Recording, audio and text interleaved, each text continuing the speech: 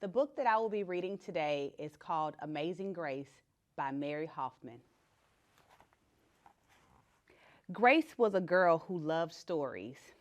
She didn't mind if they were read to her or told to her or made up in her own head. She didn't care if they were from books or movies or out of Nana's long memory. Grace just loved stories.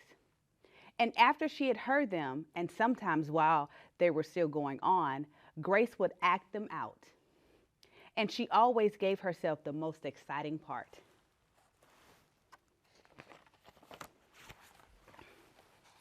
Grace went into battle as Joan of Arc and wove a wicked web as Anansi the spider. She hid inside the wooden horse at the gates of Troy. She went exploring for the lost kingdoms. She sailed the 7 seas with a peg leg and a parrot. She was Aladdin, rubbing his magic lamp to make the genie appear, and Mowgli in the backyard jungle.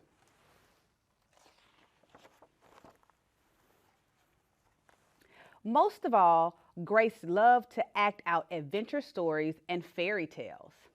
When there was no one else around, Grace played all the parts herself. She set out to seek her fortune with no companion but her trusty cat, and found a city with streets paved in gold.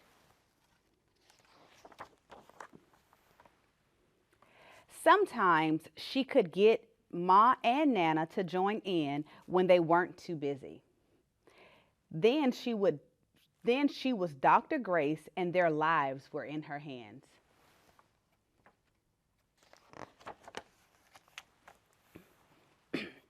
One day, Grace's teacher said they would do the play Peter Pan.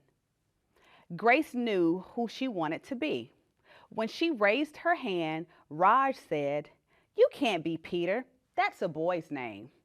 But Grace kept her hand up. "You can't be Peter Pan," whispered Natalie. "He isn't black." But Grace kept her hand up. "All right," said the teacher. "Lots of you want to be Peter Pan, so we'll have to do auditions next week to choose parts." She gave them words to learn.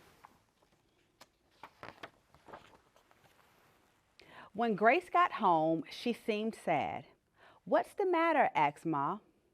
"Raj said I couldn't be Peter Pan because I'm a girl." "That just shows what Raj knows," says Ma. "A girl can be Peter Pan if she wants to." Grace cheered up, then later remembered something else. "Natalie says I can't be Peter Pan because I'm black," she said. Ma looked angry, but before she could speak, Nana said, "It seems Natalie is another one who doesn't know anything. You can be anything you want, Grace, if you put your mind to it." On Saturday, Nana told Grace they were going out. In the afternoon, they caught a bus and train into town. Nana took Grace to a grand theater. The sign read, "Rosalie Wilkins in Romeo and Juliet," and sparkling lights. "Are we going to the ballet, Nana?" asked Grace. "We are, honey, but first I want you to look at this picture." Grace looked up and saw a beautiful young ballerina in a tutu. Above the dancer it said, "Stunning New Juliet." "That one is little Rosalie from back home in Trinidad," said Nana. "Her granny and me, we grew up together in the island. She's always asking me do I want tickets to see Rosalie dance. So this time I said yes."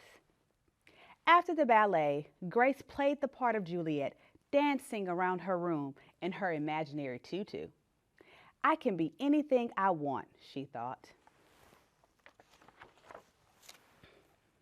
On Monday, the class met for auditions to choose who was best for each part. When it was Grace's turn to be Peter, she knew exactly what to do and all the words to say. She had been Peter Pan all weekend. She took a deep breath and imagined herself flying. When it was time to vote, the class chose Raj to be Captain Hook and Natalie to be Wendy. There was no doubt who would be Peter Pan. Everyone voted for Grace. You were fantastic, whispered Natalie. The play was a big success, and Grace was an amazing Peter Pan. After it was all over, she said, I feel as I could fly all the way home. You probably could, said Ma. Yes, said Nana. If Grace put her mind to it, she can do anything she wants. The end.